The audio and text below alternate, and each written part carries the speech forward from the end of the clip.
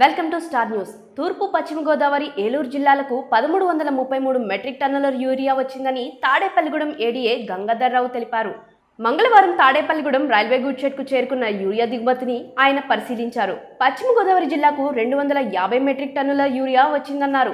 మొన్న మెట్రిక్ టన్నులు ప్రైవేట్ డీలర్లకు, మరో 150 టన్నులు మార్కెట్ ఫెడ్ ద్వారా సొసైటీలకు సరఫరా చేయనున్నట్లు తెలిపారు.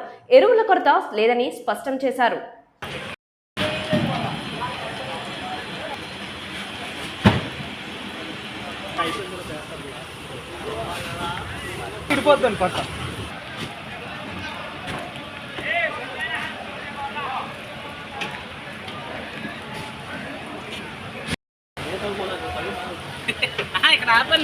నా పేరు గంగాధర్రావు.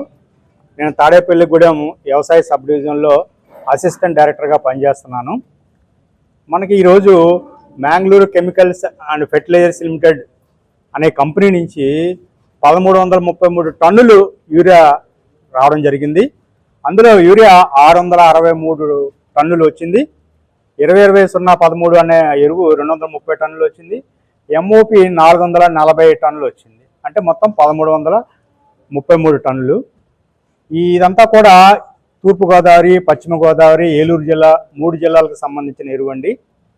మరి ఇందులో యూరియా 663 టన్నులు 3 జిల్లాల మీద ఈస్ట్ వెస్ట్ మళ్ళా ఏలూరు జిల్లాకి కలిపి వచ్చింది.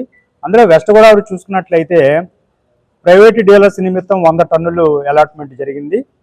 మార్క్ఫెడ్కి 150 టన్నులు అలాట్మెంట్ జరిగింది. అంటే 250 టన్నులు యూరియా ఈరోజు మొత్తం ప్రైవేటు డీలర్లకు కానీ మార్కెట్ ద్వారా సొసైటీలకు కానీ డిస్ట్రిబ్యూషన్ జరుగుతుంది. కాబట్టి ఎక్కడా యూరియా కొరత అన్నది లేదు.